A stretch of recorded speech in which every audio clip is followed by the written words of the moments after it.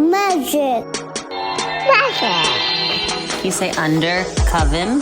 No. Welcome to Under Coven with Sam and Katie, the spiritual podcast for regular people. Cool people.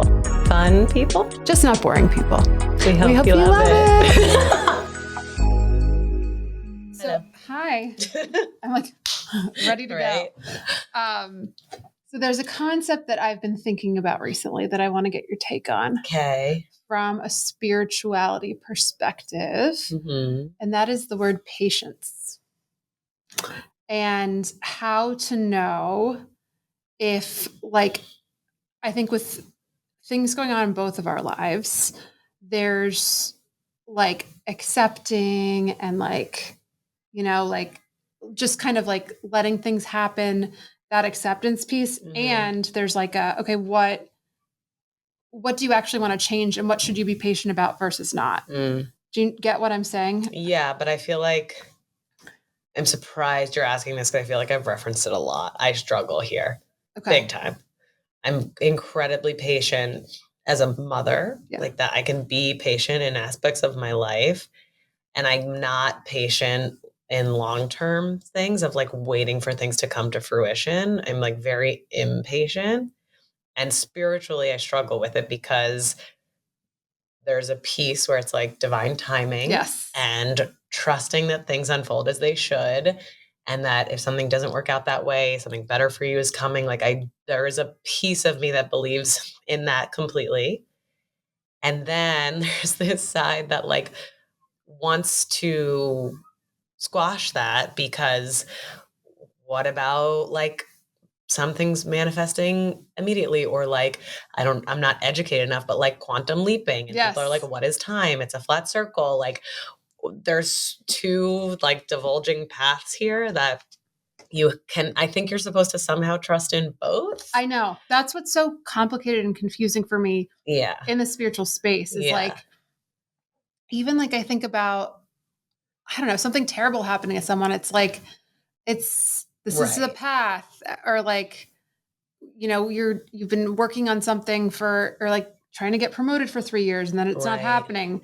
There's so many scenarios where you can. Yeah. It's like, how the fuck do you be patient about certain things? I've had this conversation with my therapist too, because part of it was like needing to work on, it's like, if you work hard, you should get this thing. Or if you do this, you should get this. Like I've had that happen to me a lot in my life before. So the like just waiting it out and seeing what happens, or surrendering. Like I remember that being, I don't know if that's my word of the year this year or was last year, but like trying to surrender, because that's the best way to live your life. Right. And like that's the most spiritual embodied thing you can be, not attaching to outcomes, trusting and faith and divine timing and all that, and just like letting things come to you and then leaning into them naturally. Like that's the goal, right? But then there's the side that is impatient because I want things to happen, one, but then two, it's like specifically around this moving conversation. And like, we can't move for 2 more years. And that makes me feel really stuck. And that I'm not living this phase of my life in this way that I want it to. And I'm stuck in this way where I have X and I want Y, right? And 2 years is a blip, right? It's like not that big of a deal, but it's a long time to not have what you want. And maybe I wouldn't have lived this well. I don't know, because you're clearly thinking of it the same way. But after having lost someone so close to me, it completely reframed the way I live life. It's like, I could fucking get hit by a bus tomorrow. Like, why would I endure things that I know I don't want? Yeah. If I could be dead in 2 years, or things could be different in 2 years. Like, who the fuck knows? Like, nothing's guaranteed. Nothing's given to us. So there's this half piece of surrender, and then this half piece of like, why? Why would you not act on immediately what you wanted? Why can't you have what you want? Yeah. Especially if this is all a fucking simulation or something. Yeah. Why can't I just have what I want tomorrow? Yeah. So my answer is not spiritual or helpful at all. It's like, I don't know. I struggle with this all the time. But I think everybody does. Right. To some degree. Yeah. Because I think too, around like the brother thing makes such sense, and like having that perspective on that time is limited no matter what. No matter what. Yeah. Right. 100 years is not enough years with some of the people you love. Like, and I think about it too with like hard work versus like letting things happen. Like, I think that that has always been a rub for me in the spiritual space, is like, if you just like let it come, it will just, and it's like, no, like you still have to probably work really hard to get whatever you want, or even to like move, you have to like, you're not just going to like close your eyes and end up in, wherever you want to be. Right. Even if it's not quote unquote working hard, like there is a piece of being intentional and guiding your life in the way that you want it to go. And taking action. Because just sitting there, then yes, I believe that the universe will give you everything you're supposed to have, but maybe that's not the path you were hoping to have, and it's what it's meant to be. But what if you wanted something else? I don't know. It kind of goes with manifestation a little bit too, but I really think I struggle with like, I've seen what happens when like with manifestation and when you're really intentional with things. And I think it can be so frustrating to know that there's something better out there for you, that you are kind of thinking about maybe in the same way that you've thought about things that did come to fruition. Yeah. So I'm right there with you. But I think it's just so hard to know what to focus on. I think in general, though, my feeling around it is frustration. Yeah. I wish I could be as patient as I am with my kids in my life, but the patience with my kids is like a few hours, right? It's not years. Yeah. And like, it's easy to be patient with them in a year's component because I don't want them to grow up. So like, of course I can be patient, right? Yeah. It's like so different. Yeah. So I can't input one into the other. Well, that's something we'll figure out eventually, right? And when we figure it out, we'll share the knowledge. When you're enlightened, maybe you know that shit. I don't know. I don't know. No, maybe you don't care. Yeah, I don't think you care. You just don't care about getting what you want, right? Because you're like, what is it? Because what does it all mean? Yeah, it all means nothing, right? And everything all at once. It's part of being a human, I'm sure. Yeah, right. Frustration is a regular emotion. Not being able to have the things that you think you want in the moment, but that evolves too. So I know. It's just life. It's just life.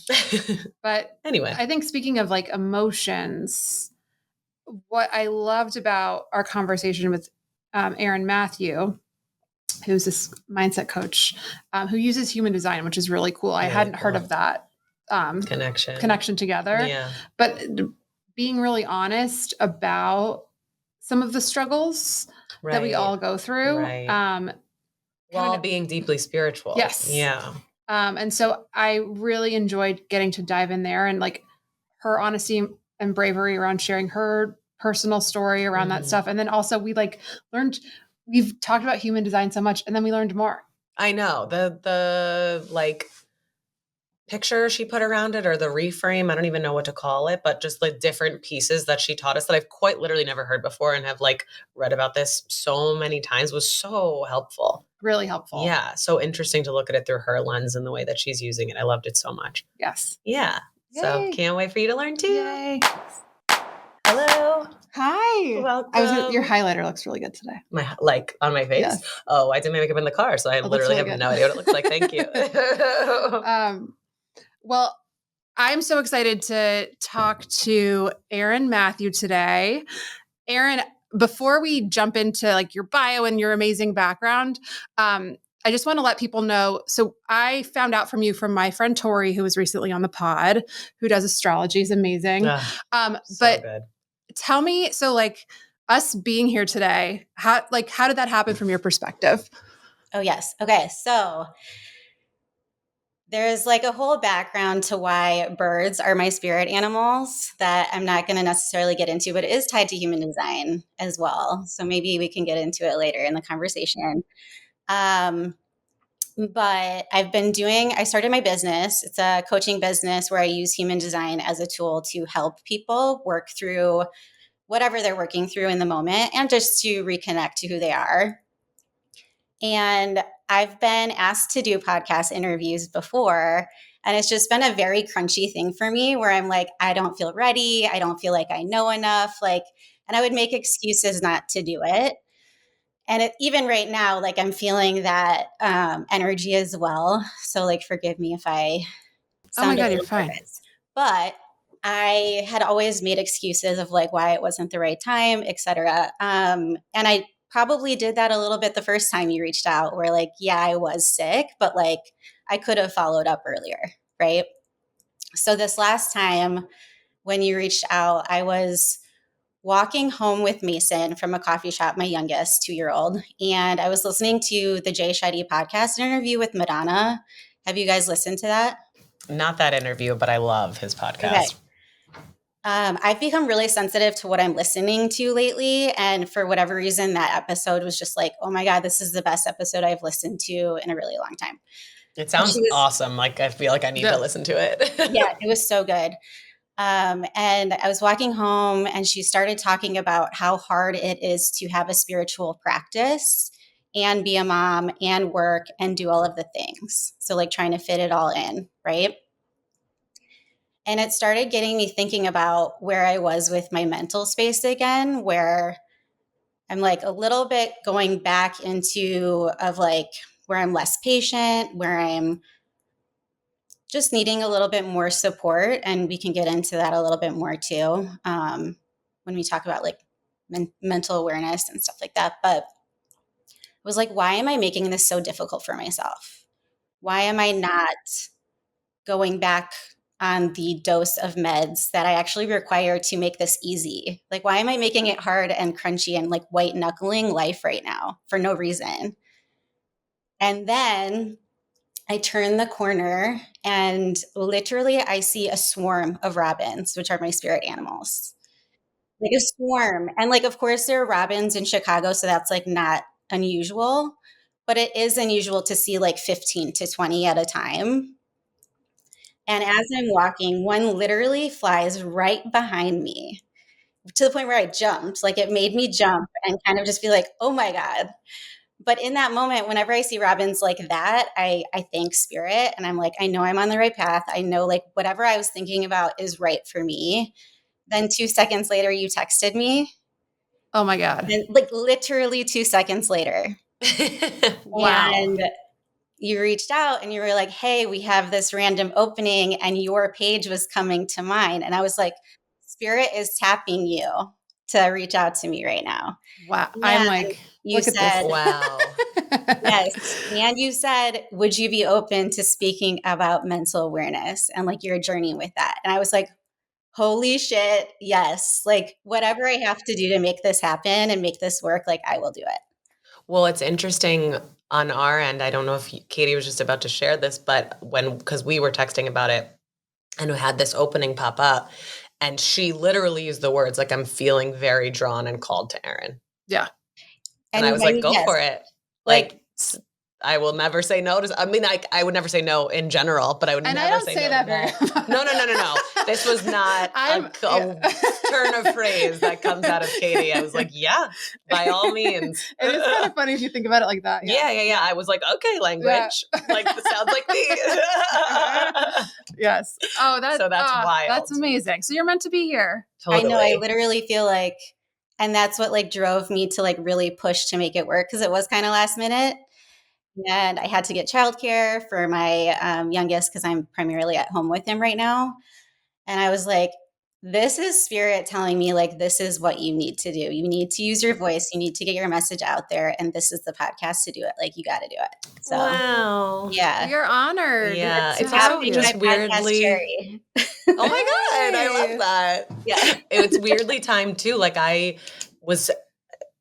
I'm very open about mental health, but it's not like a common topic that I'm having with all my friends. And literally this weekend had a very in-depth conversation with a close friend of mine specifically around this, and then that prompted me, I was like updating Michael, and then he and I had like weirdly, like I didn't even know that that's what you were just going to say. Like just, it happened. So 2 days ago for this to be in my periphery too. So it all feels very orchestrated, meant to be, divinely orchestrated. Yes. Well, that's so yay. I can't wait to dive in. But Erin, so we have Erin Mathew today. She is your certified mindset coach, which I can't wait to hear more about what that means. Founder of Motherhood by Design.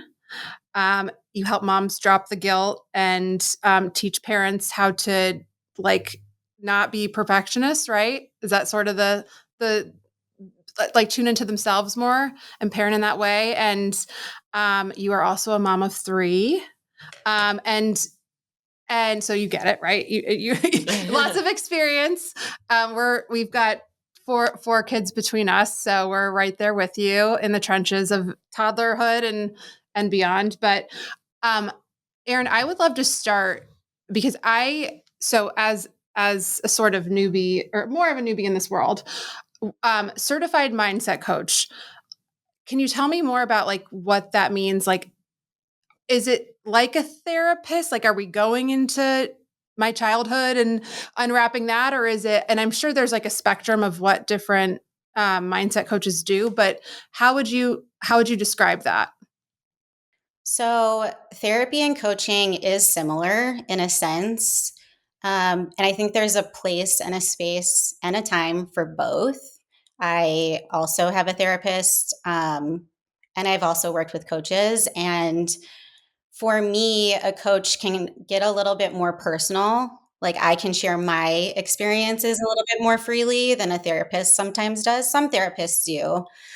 But it's using my experiences to also like help people feel seen, less alone, give them the real talk about what they're going through because chances are like I've gone through it too or someone else has. But really a coach works with you in the moment more so. There are some coaches and there are some times where I do go back to like if I can see like there's a part of you coming like IFS a little bit, if there's a part of you coming up that might be coming up from childhood that maybe we need to like work with a little bit to help you in the present time. I sometimes do that, but it's more so guiding people from their own awareness internally towards where they need to go in the present moment. So it's less about like the past and me telling you what to do or giving my advice. And it's more so like, I believe that everyone is their own guru. Everyone knows the answers. It's just really hard to hear it.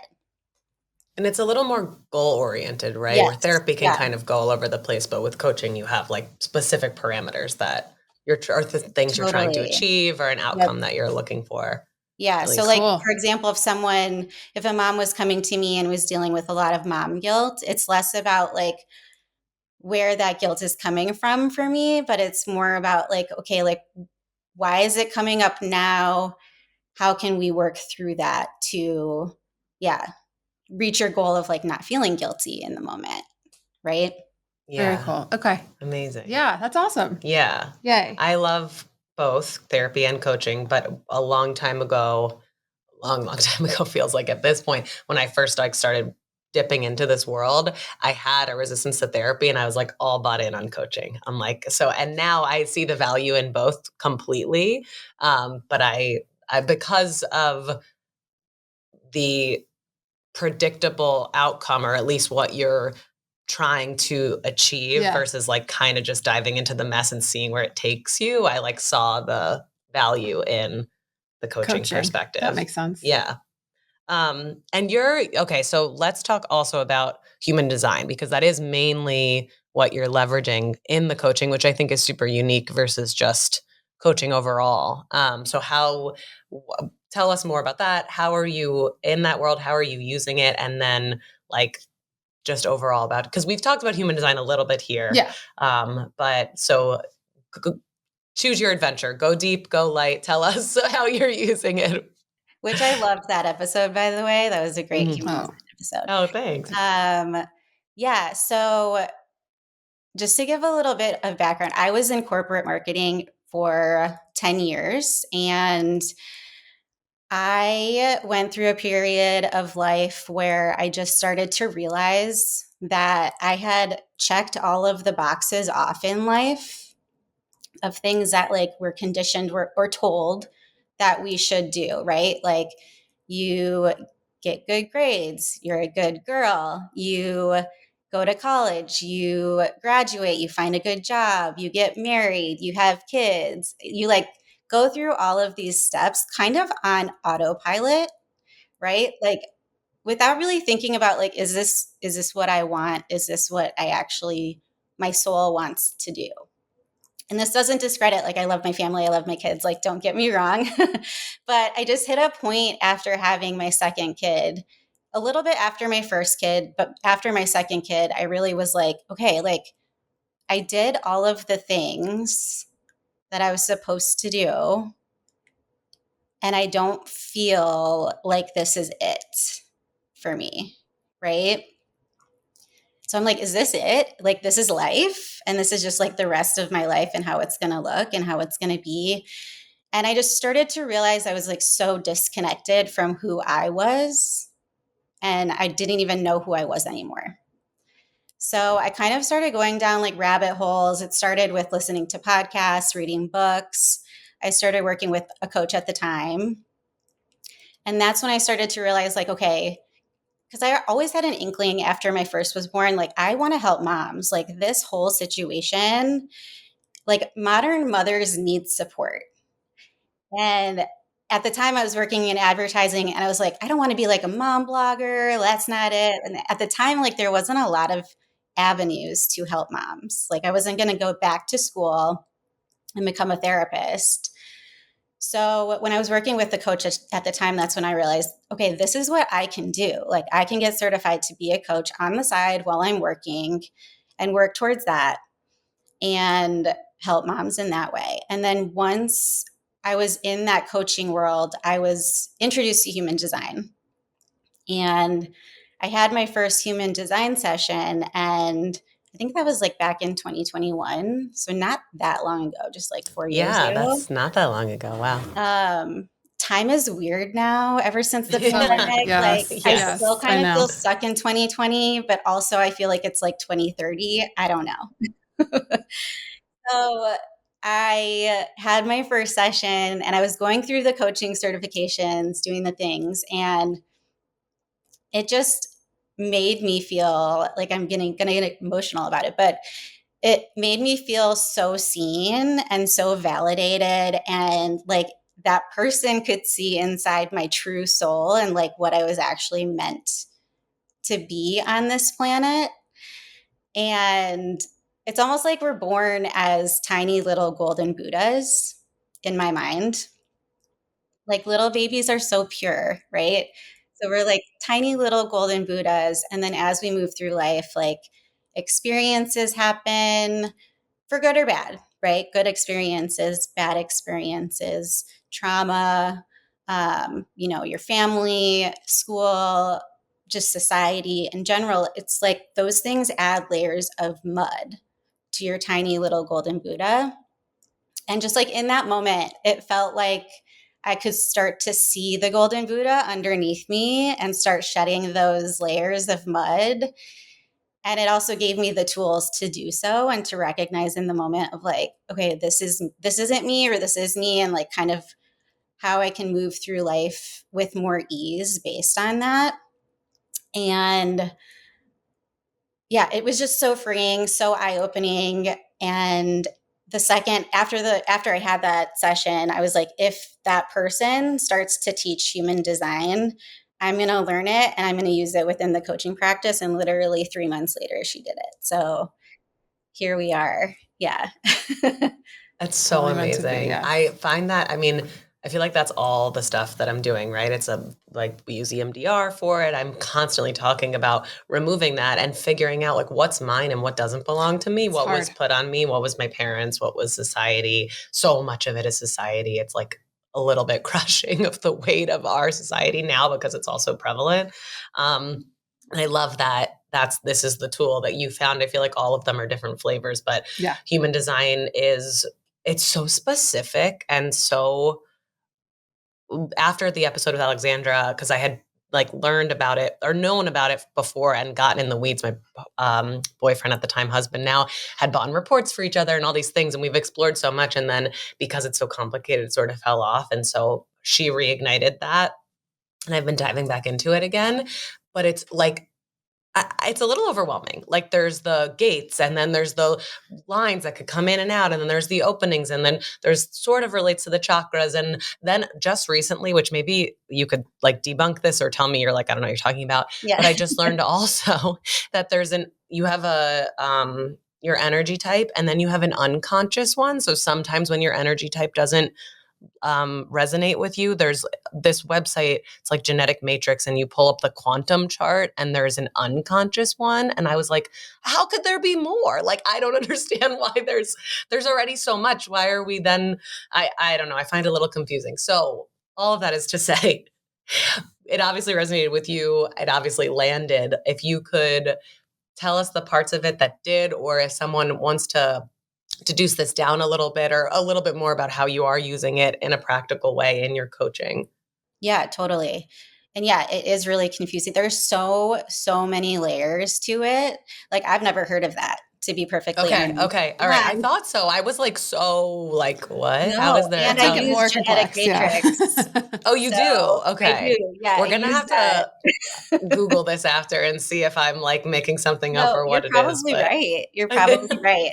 But that's why that's why I don't like to say or introduce myself as like a human design expert or human design reader, because like I know so much about it, but like I don't know like the gritty details of like, because it's so much. Like, exactly. I feel like you'd have to be studying it for for decades your to whole life. actually, Yeah. to know that. I'm like, girl, I don't have time for that right now. Who No. does? 3 No. kids? Give no way. So I know like exactly enough for me in this moment to like help people. And that's like what feels right. But yeah, the human design pieces that I personally use the most in my practice is energy type, which is, I think, did you guys already go through like the basics of like what each thing is on a previous podcast?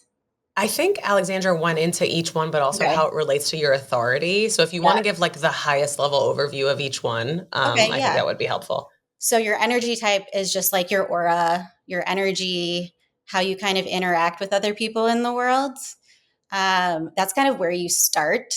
It's also like the least interesting thing to me within human Totally. design. I agree. Yeah. I agree. Like, it's so Especially because I'm a generator. I'm like, boring. cool. well, Me same, What too. else is same. there? When I heard generator, I was like, okay, there's so many generators. Like, not cool. Yeah. Exactly. Like, I'm unique, okay? You want the part that tells you you're special, or at least Exactly. tell me how I'm so different. But like, how can I take action on it? Because like Yes, being right. a generator, it's like, cool. You just do things. I just do things. Yeah. And I do a lot of things. I do too many things. So Wow, I yeah. don't actually want to resonate Right, with that, yeah. you know? Well, yeah. That's how I use that information for generators too. It's like you can do so many things, but like you have to use your strategy and authority to make sure it's in alignment. Because otherwise, there's so many generators who are so burnt out because we're doing tell it me about it. all ourselves because we have the ability to, but it's not. Erin, help me. That's me. Help. But there's the energy type. And then within the energy type, there's a strategy. And that's like how you use your energy with ease and flow. It gives you kind of like guideposts of like when you're in alignment and when you're out of alignment. And then there's the profile, which is essentially the archetype of who you came here to be. And then those are like the main things that I use within coaching. But like you said, actually, there's one more piece that I find to be the most. This is the hill I'll die on for human design, where I think the most helpful is knowing which centers are open for you and what that means. Ooh. I think that makes so much sense recently with diving back into it, because that's where you're susceptible to other people's energy, right? Exactly. Okay. So that was Okay. one of the most eye-opening things for me during my session, where I was like, holy shit, you're explaining all of the areas that I have challenges in my life and giving me tools to work through it. So that was like, in motherhood too, I find it extremely beneficial. So that's like one of my favorite aspects of it. And then I do go into the gates if needed. But again, I just feel like you have to kind of master those things first. Right, exactly. Like if you're not going to be taking this as a profession, but you want to use it in your daily life, I feel like the things you just said, if you nail those, will be super helpful. I love the part about open because I don't think people reference that. And to me, it makes so much sense. It's like where you get your sense, like So can you give like an example of that? I'm trying to think of it. Yes, totally.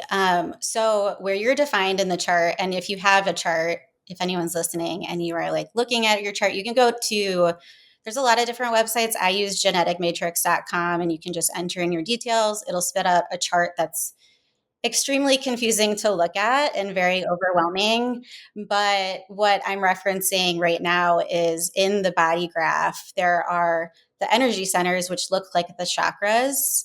So there's like the head, the ajna, the throat, the heart, or the identity center, the solar plexus, which is your emotional center, your sacral, your spleen, and your root. And each one means something different about how you use your energy and how you interact with the people and spaces around you. The defined centers are more innate to you. And it's almost like the energy that is consistent within you that you're emitting out into the world. Whereas the open centers or undefined centers are clear, not colored in. And that's where you are taking an energy from around you. So the environment, the people, the spaces are affecting you. So like other defined centers who are like emitting that energy out into the world, you're taking on and almost amplifying it. Like you feel it even more than they do. Cool. Yeah. Oh, Yeah, that's so an very So example- interesting. helpful. An example I can give you is with me and my husband. It's like Perfect. my favorite example to give. Yeah, exactly. When I learned about my design, and then of course like went into the rabbit hole and pulled his chart, my kids' charts, like all the charts to understand like how we interact with each other, it made so much sense to me because he's a defined emotional center, which I think you are, Sam, right? I think so. Yeah. And you're open. So I wonder if you guys feel this dynamic together. Oh, interesting. Yes. Well, I feel like I pick up on how you're feeling. Yeah. Exactly. And then run with it Maybe. because you'd be more susceptible to it than I would be. Yes. Interesting. That makes sense sometimes. Yeah. yeah. Interesting. That makes So- sense. Totally. So, like with my husband specifically, he's defined and he has actually the same emotional wave that you do, which there's different emotional waves and each one kind of manifests differently. You both have the tribal wave, which just Oh my God, means say that, more. yeah, which it's like basically your waves, you're not like crazy high and low with your emotions necessarily. It's more of like a steady wave unless something happens within your family or your friends or your community, and that's when it like spikes and you're like very tribal and protective of your people. Yeah. Ooh. That makes a lot of sense. So that's him. And with me being open, I feel his emotions and I'm aware of his emotions more than he is. So before I was aware of this, I would always be, I could sense when he was in a lower point in his emotional wave. And I would feel it and I would want to fix it. Because my natural state being open is cool, calm, and collected. And because I can feel emotions more, I'm like very empathetic. But I also don't like the feeling of the low energy around me. So I would try to fix it for him. And I would be like, what's wrong? What's wrong? Like, what's going on? And every time he would get so frustrated because he's like, nothing's wrong. Like, what are you talking about? Nothing's Oh, wrong. that's so interesting. And I would be like, I feel it. Like, something's wrong. And then after learning the dynamics between us, I just was able to now, I'm actually very good at it now, where I can feel that he's in a low and I can check in with myself and say, like, does this have anything to do with me? Like, if I can't think of like anything I did to cause him to be feeling in a certain way, I like push it to the side and move on with my life. This is our And- couples therapy. Yeah, right. But I have so many questions too, because I think my husband and I, because he's a manifesting generator and I'm a generator, but I think we both have emotional authority. I'm pretty sure. But I feel like I need to dive into it more. Maybe it's other open centers, because what you're describing dynamics between the two of us, but in different flavors. Like I clearly my emotional center is colored in, but I I'm always very hypersensitive. I mean, I'm also like wildly aware of other people's emotions separately from all of this. So maybe it's not about this and it's like that. But if something's off, I know it. And I'm constantly like, what's going on? Like, let's dive into it, because he's not so like, I will tell everyone everything the minute they ask me. We had a call with our producer last week and he's like, Sam, something's off. And I'm like, I know, here's everything. But he's not like that. And so, but the reverse is also true, where he's so susceptible to my moods, and not that he asks me what's wrong, but he then takes it on. It suddenly becomes his mood. So maybe his emotional center isn't defined, but if he's an emotional authority, it must be, right? Yeah, it's defined if his authority is emotional. So I wonder if it's something else, Interesting. some other undefined thing that's happening. We Yeah. have to have a separate chat and dive into this. Like, I don't know what readings you offer. We'll talk about that later, but Yeah, I will be sure. using one of them. So that is fascinating. Yeah. I wonder if it has to do with your spleen, but we can talk about I was wondering that too. I think mine's open. yours is. So when I looked at your chart, like that was something I kind of try to intuitively just look at the chart before I even look at like anything else. And the spleen was calling to me because it's completely open. There's no gates to it. And the spleen is all about instincts, fears, survival.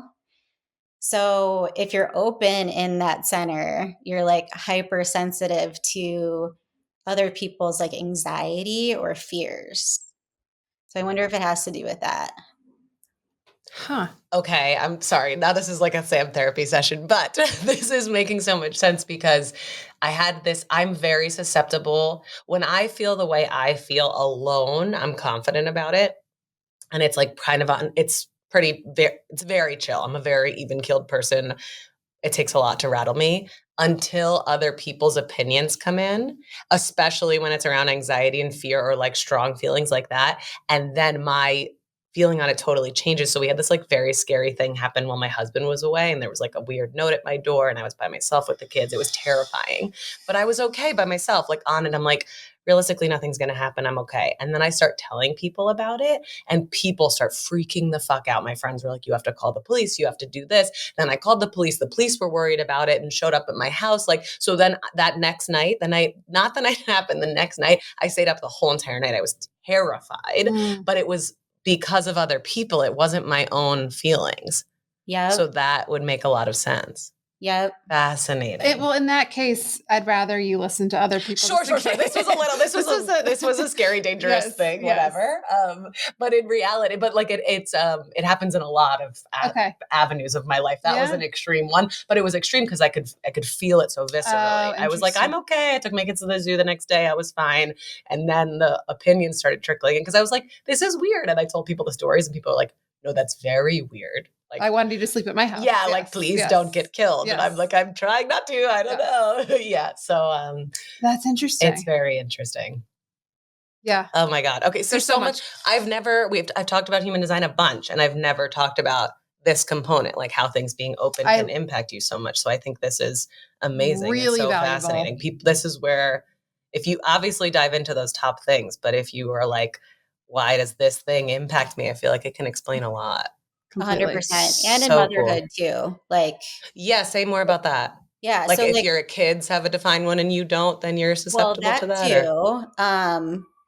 But just like going back to just you as the mom and going back to the open spleen, for an example, it's like in motherhood specifically, like you're not designed to feel a lot of fear naturally. And you're actually like very intuitive, but if you're around other moms, for example, who are worried about something going on with their kids, like you could take that on so much easier. Keep the neurotic moms away from you. Yeah. Right. Interesting. Yeah. Okay. I didn't think about it from other parents' perspective. I just thought about it from like child-parent relationship. That is very interesting. Mm-hmm.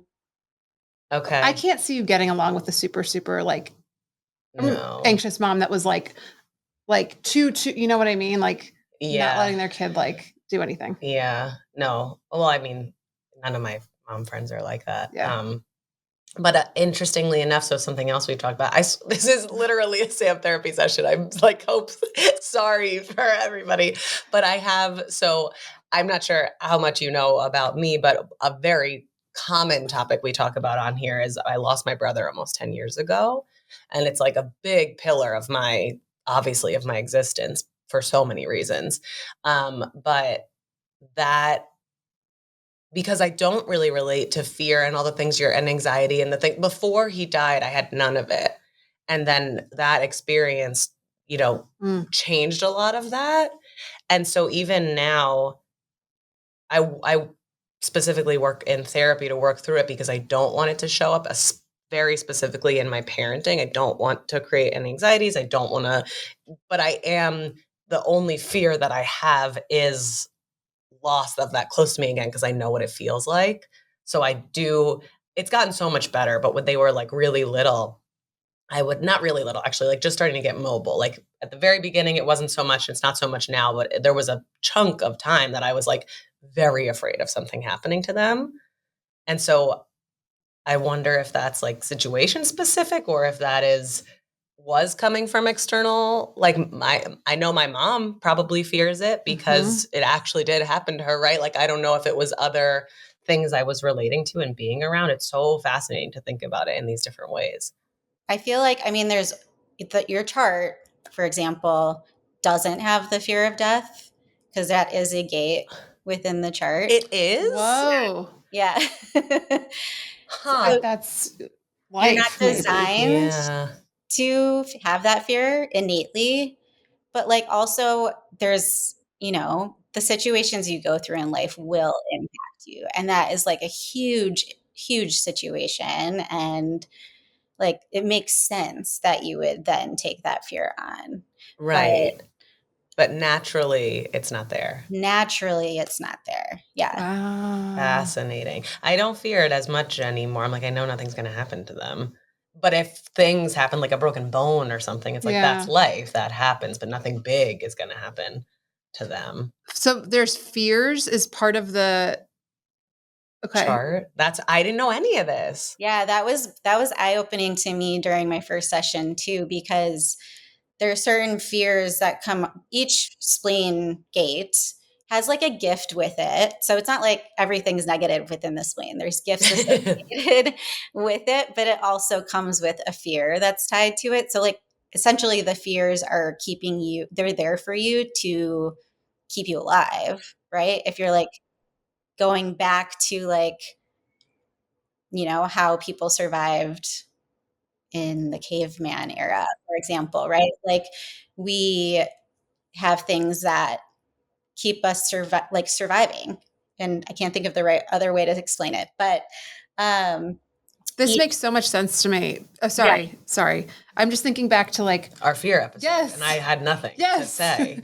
We were like, I was like, what are you afraid of? And it was like so, even Scott listened to it and he's like, this is so inauthentic. And I was like, I don't know what else to say. I'm afraid of the people I love dying and nothing else. Like, I don't know. That's fascinating. Yeah. But I wouldn't say I'm completely fearless, but I guess at the core of these big things, mine's completely undefined. So I am. Dude, that's sick. I'm so jealous. I couldn't fucking jump off a building right now. I've told Michael, like before we had kids, he could skydive, but now he's not allowed. But I am like, maybe that's just being away smart. From me. Is it? It scares me. I mean, rationally jumping off the building isn't right? Like, but Erin, does that mean that? Like, should I not be afraid of those things? I have one of my best friends is fearless. Like she's going to swim with tiger sharks in a month, and it's unregulated. Like she's totally fearless. I would not describe myself that way. But it's funny because you're talking about fear in a way that I don't think or talk about fear. Like the fear. I'm curious what mine is, but like for me, it was always being seen, right? It's maybe Erin, ours are similar of like using your voice, those sorts of things. Like that's always really resonated for me. And that's what I think about for fear. Like that's. I think about like extreme things. Exactly. I'm like, you have to be really afraid. Huh. So yeah, Katie, you do have that where it's not necessarily, I don't think it's like the fear of being seen per se, but they like call it similar to like an imposter syndrome gate of like not knowing enough. And I don't have that. Oh, well, that's good. Like Mine Great for you opening guys. no, I don't have it, but I feel it. I feel that all the Yeah. time, right? I feel Like, it too, I'm to not be clear. Like I still don't offer any Reiki offerings, but I am a Reiki master, but I was like, I can't even tell people about it until I finish all the levels. Like I am the same way. I think we all do that to ourselves, but well, when that's it's also a tied to your core-rooted profile, fear. but Oh. Oh yeah, because mine's like the challenge solver or like the heretic. They have different names for it. yeah, but you're also the line 1, which is like the investigator. And a lot of the investigator aspects is like, you need to learn everything to feel safe to share your knowledge. So like Yeah, that's yeah, what yeah. kind of like That hits. popped up. Wow. Okay, before I'm Yeah, gonna sorry, we're on a tangent. No. I know because yeah. Is that I want to make sure we get to talk about is there anything else? Do you want to say anything else? Okay. I'm sure we'll get there. Yes. Just go Okay. into the other stuff. Because I really did want to make sure we spent some time talking about like mental health and I think you called it mental wellness, and I love that. that connection with motherhood to me is so interesting. And I'm curious of your take on it and whatever you want to share in terms of your personal story. But when I think about like when my mental health is bad, I feel disconnected from myself. And when I'm disconnected from myself, like all the spiritual stuff kind of falls away. That's when like those sorts of problems happen and that snowballs, right? So I'd love to hear kind of your story, a little bit about, anything you're comfortable sharing, and then maybe also like what has really helped you in that process. Yeah. Yeah. And I love that you guys wanted to talk about that with me. It didn't even occur to me to be asked that. And which is funny because like a lot of what I do post online or what I do share with people is tied to that. Anyway,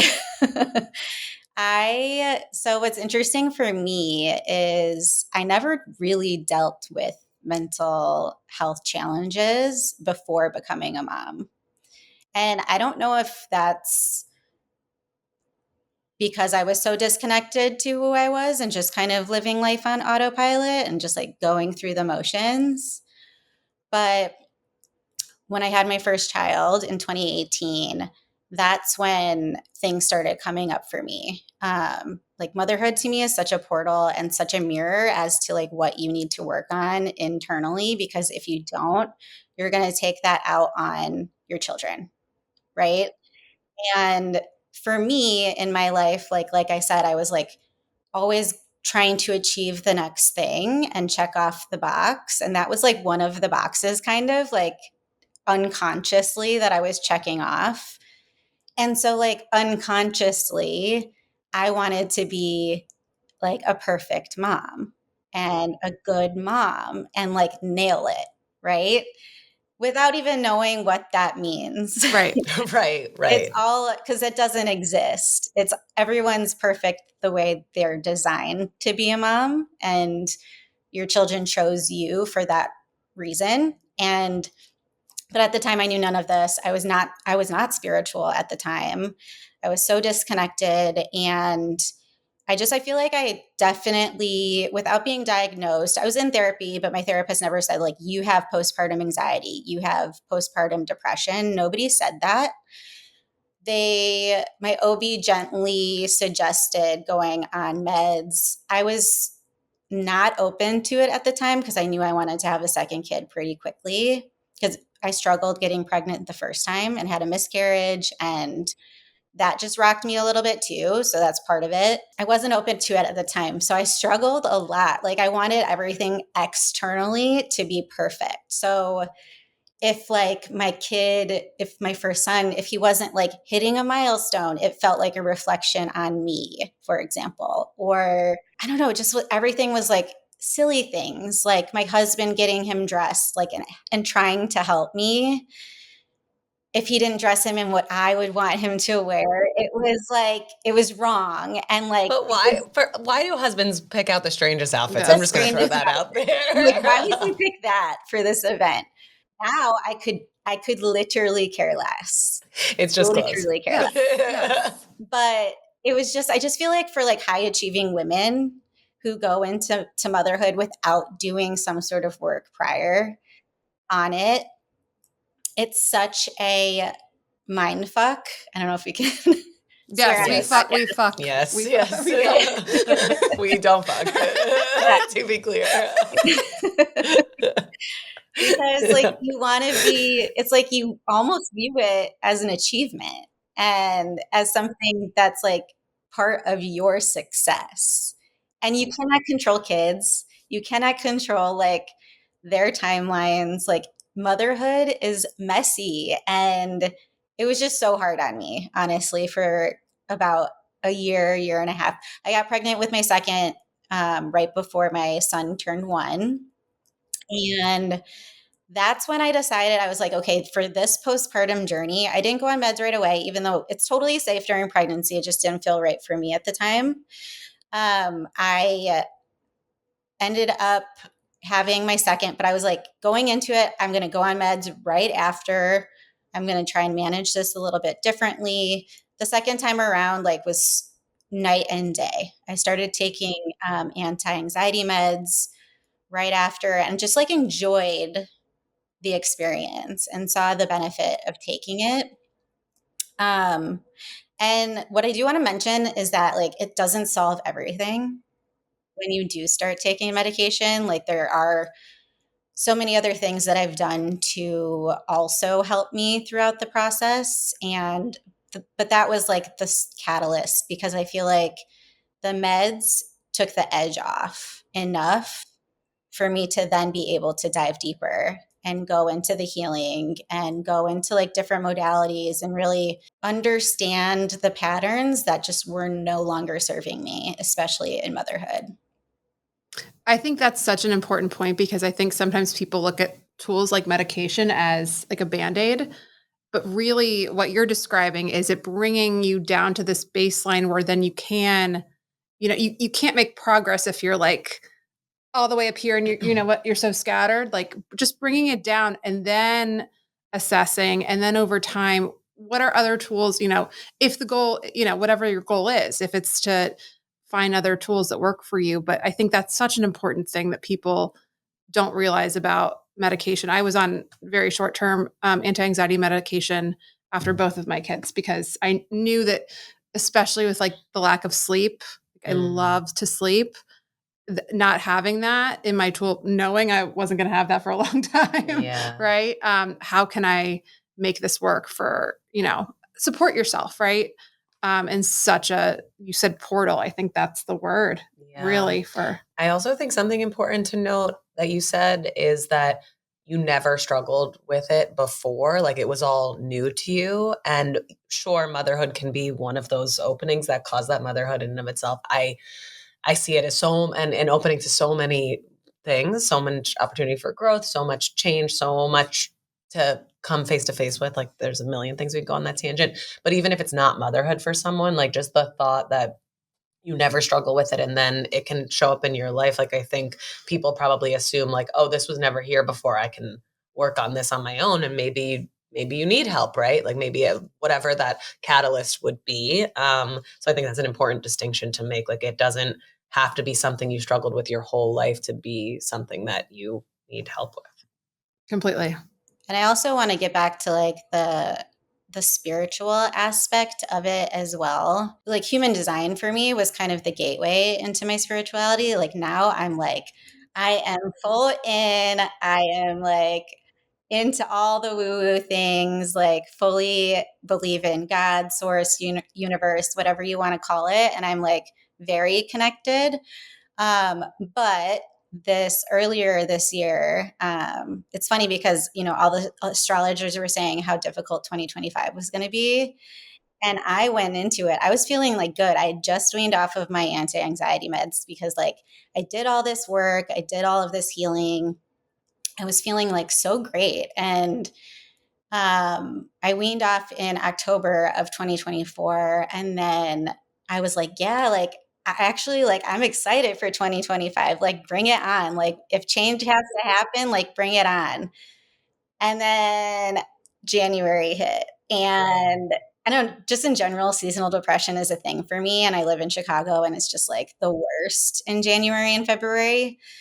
But this was just like on a whole nother level. I don't know if it was astrology or energetic related, but in January, I just stopped sleeping. And it wasn't because of my kids. Like when it's your kids, like it's kind of easier to navigate, in my opinion, because there's a reason and it's an external reason. Whereas this, And you have a purpose. You're like, I Yeah. have to get up. I have to do this. So Yeah. somehow your train keeps moving. You're like, totally, oh, like adrenaline just keeps you going. Yeah. And this was like, I've never experienced insomnia before, but it rocked me so hard. And it lasted for a couple months. And so there was a little bit of shame in, because I like started to like do the tools that I have, right? First, I wanted to do it like holistically and go down more of a natural route. I did like so many different things with that. Then I got my like hormones checked because maybe it was like perimenopause, maybe it was cortisol, whatever it could be. Everything came back normal. I still question that a little bit, but everything came back normal. And then the next thing that was suggested to me was to go back on my meds because that would help me sleep. And I was like so resistant to it until it got to the point of like, no, like you're a shell of a human right now and you can't do even like the bare minimum to take care of your kids. So like you're going to go back on it. Like that's kind of where it got for me. But I feel like I just wanted to touch on that there was a little bit of shame internally. Like no one else was saying this to me, but there was shame internally because I've done all of these things to heal and to grow, and I have the tools, and I'm a coach who like helps women work through things, and I couldn't do it on my own without the medication at that point. And so there was like a little bit of shame of like I should be able to work through this on my own. So I just wanted to say that, like, in case anyone's listening and is going through something similar where they're on that path, like there shouldn't be shame around it to need to use it as a tool as well. Given And you what know you're going yourself, right? Yeah. Know what works for you. And should is shame, right? I should be doing anything. Like that's should be like a trigger word in anyone's mind. Why should you do anything, right? But Erin, do you have like 5 more minutes? We're right at Yes, time right I now. do. If you do, yeah. Okay. Yeah. We're Okay. good. I'm like, should we jump to? I feel like you did a lot of reading for us. Is there anything else that you want to share about? Or call out specifically. Yeah. Yeah. Well, Or is there? you I thought guess of- like I'd love to hear from you guys first, really quickly, if there's anything that you're working through at the moment. Could be motherhood related, could not be, and maybe if there's something within the chart that I could like just touch on regarding that. I definitely mental load is big in my house right now for me. Learning how to like ask for help for things versus like trying to do it all myself. That's big. I'm working a lot. I've been working with Sam on the fear of being seen, and that's seems to be like going well. I think it's getting better. But those are like the big things for me. I think it's the keeping all the trains on the tracks all the time and making sure to prioritize, supporting myself and all of those things. But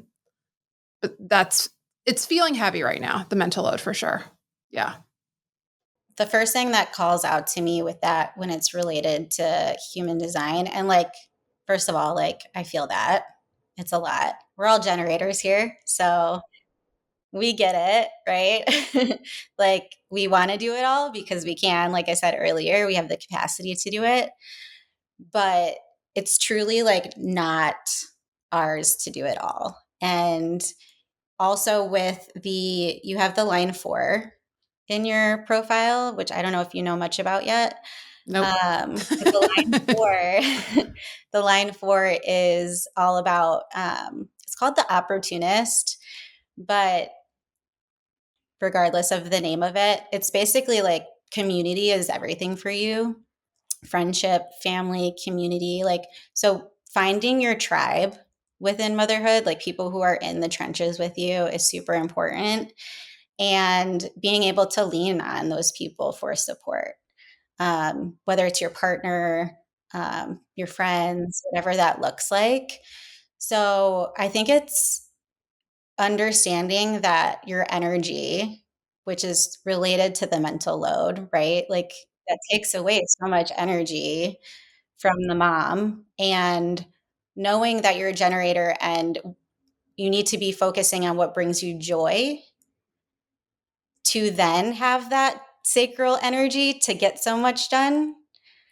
So like I would think about like the mental load and kind of like break it down a little bit and see if there are things within that mental load that you really dislike handling. That's what I would tackle first, and try and delegate that so that it can free up some of that mental space, and then also create more space for what brings you joy. And obviously, like, not all of those things are going to bring you joy, but if you're able to create the space for joy, you can do something that brings you joy, and then that gives you the energy to focus on those other things. Does that make sense? I love it. Yeah, it totally makes sense. I think that's really good advice. And I have ideas in my head of things that do not bring me joy that I can outsource or get help Yeah, with. like Yes. delegate it, like Thank you. hire someone to Yes. do it. Talk to your partner, like, can you take this? Just handle this. Like, I don't even want to think about this. Yes. You That's a great know? idea. Yes. Thank you, Erin. I love that. Yeah. What about you? God, what am I not struggling with lately? My main thing that I'm always struggling with, and it's not that different. It's very generator based, but I, especially more recently in my life, like I am spread so thin. There's not a moment that is not accounted for. And it's not the way I want to live. I want to live slow. I want to live embodied. I want to live spiritually. I want to live all these other ways. And I'm so capable of doing so much, but it doesn't mean I want to in all facets of my life. And so, like, and even thinking about what can I drop to create that space, it's right now in this stage, there's really nothing. So I'm looking for answers as to what to do, or, it's almost like I got myself here and I don't want to be here. So how do I get myself somewhere different, like making different choices? And it's like big factors at play. Like we're talking about moving, we're talking about so many things to change, right? And I'm just really overextended, really overburdened. And as in terms of like talking about this as motherhood, like that's the one area that I won't sacrifice anything on because it means the most to me. And it's where I don't have these feelings around. It's every other external facet of my life. It's like motherhood, I feel fine about, right? And it's like I would put all my energy there. So I don't know how to solve this puzzle. Basically, I'm like in a little bit of a stuck place of figuring that out. Yeah. So you said that there's literally nothing that you can drop. Is that actually true? No. The one thing I could drop is this, and I won't because Okay. I want to 'Cause this work in this brings you joy. space and I care. And and it's like forward. Everything else would be the same, right? Everything would stay the same. It's no different. This is different. This is the space I want to work in. I want to help people. I want to heal. I want to bridge this gap. I want to, like it feels mission oriented. So like, yes, if I this takes up so much of our time and energy, like so much. So yes, if I dropped this, would I have availability to then do other things? Yeah. But do I want to? No. So no, it's not 100% true, but it's a little bit true. Is there anything else though? No. Everything else is like it's Katie's talking about. It's like I work full time. We can't afford full-time childcare, so our kids are in childcare part-time. So even while I'm working, hopefully no one from my job hears this because I also take care of my kids 2 days a week while I'm working. I freelance because that's part of making money. And then I manage everything for our life and our house and still want to maintain my friendships. So like, no, I can't drop that stuff unless I dropped all my friendships, which means so much to me. So not really. Does the managing everything for the household give you joy? No. I mean, my husband helps where he can. Okay. But it's I'm not great at asking for help. I'm trying to do better at it, but like it's just like a sheer being a mom, you know? It's like I don't know. It's not like he does nothing. He's a fantastic husband and help, but he's also exerted to his max, I think. Totally. I get So I that. pick up more of the slack for sure. Like way Yeah. more. I get that. That's where I would go though. I would kind of analyze what is taking up some time in terms of like managing the household, like, and what you could delegate to create more space. But in terms of like feeling like you don't know what to do next, if you're having like going through transitional moments, you mentioned, like if you guys were going to move and things like that, for you, like obviously you know about your emotional authority, and taking time when making big decisions is super important, and making sure it's not done in an emotional high or an emotional low. And then because you're also a generator, then sinking into your gut feeling on it after you've given yourself space to ride the wave and get back to neutrality. It's like, what is my gut telling me? Is this a yes or a no? Like, I wonder if those big changes are a yes, if you're feeling already at max capacity with certain things, Yeah. you know? Yeah. They are a yes, but I fear that, which is funny when we talk about the fear, like I am having this like decision paralysis because I fear I'm putting too much stock in them solving the issues. And I talk about it with my therapist because she's like, no, this is based in reality. Like the reasons why you want this are true. But I've started like questioning myself because I'm like, well, I've made all these decisions before. I'm here. I'm not thrilled. If I make another one and this is a big decision, and then what happens when I'm not thrilled again or something, you know? She's like, no, these choices are rooted in reality, like the reasons why you want to make these choices. But because I've made the ones I've had and ended up where I am, and I'm like, nothing's bad, right? But it's not what I want. So I'm thinking if I make these other choices, what happens if if it's the same thing, right? It's like almost like complacency. It's like this is fine, but this isn't what I'm striving for. I think it's because of this spread thin. Like I don't want to be this spread thin for the rest of my life. I want to focus on the joy. I want to focus on the slow moments. I want to be present and not have a million things going on in my head at once, stuff like that. Yeah. No, I totally get that. One quick thing about that too is like you both have open heads, and same with me. So, an open head, like the gift of that is being so inspired by people, places, and spaces, and getting a lot of ideas from those around you.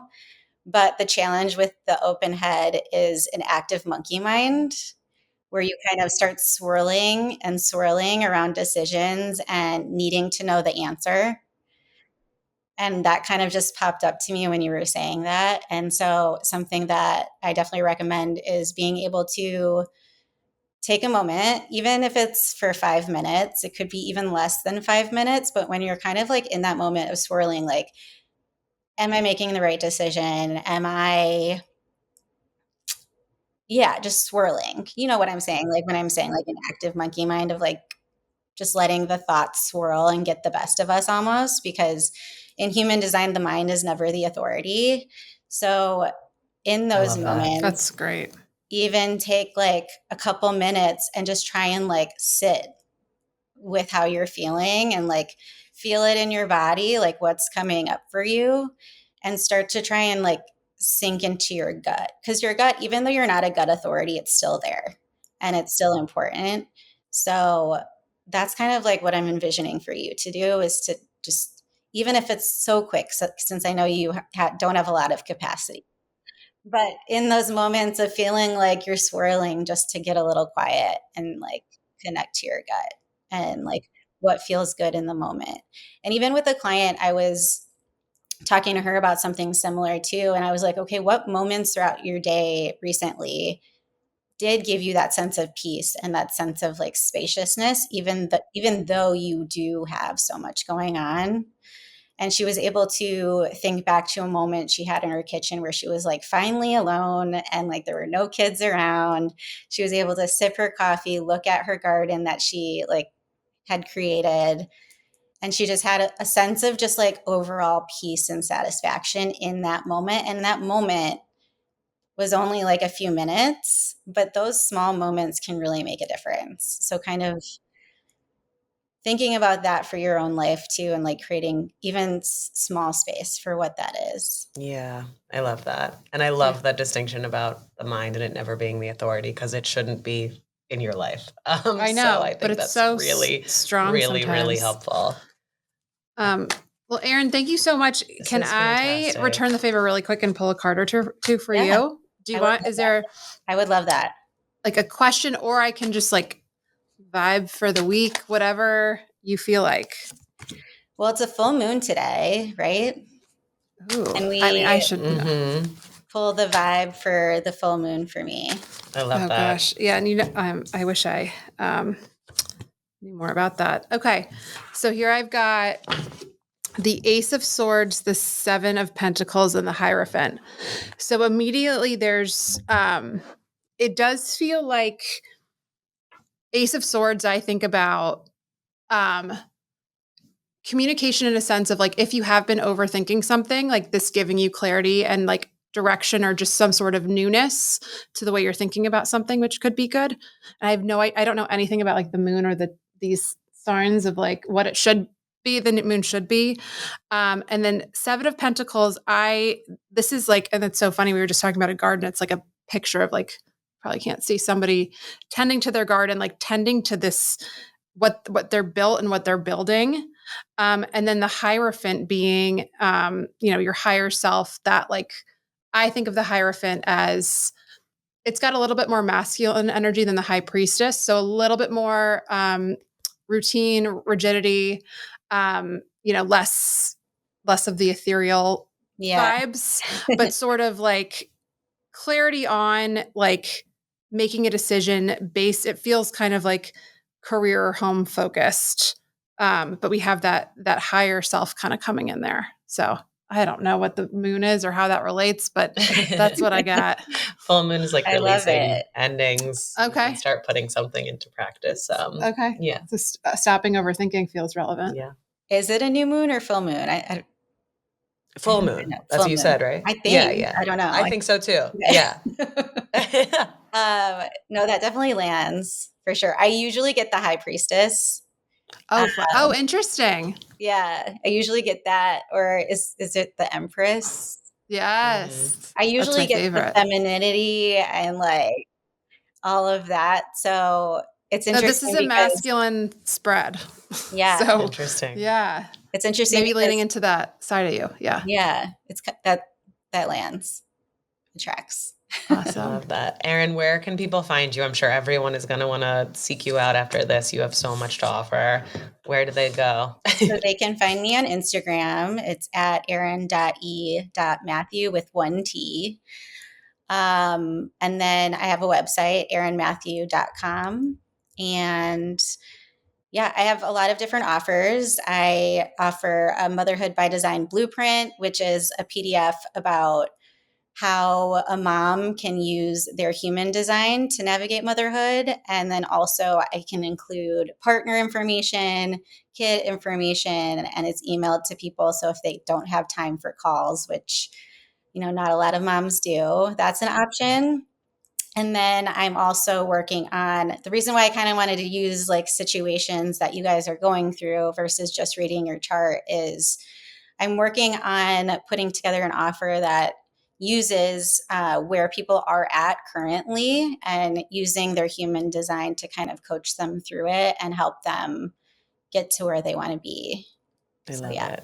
We will definitely stay tuned for that one. Yeah. Sounds great. So useful. Thank Erin, you so much. thank you so much for being with us today. Yeah, thank you so much.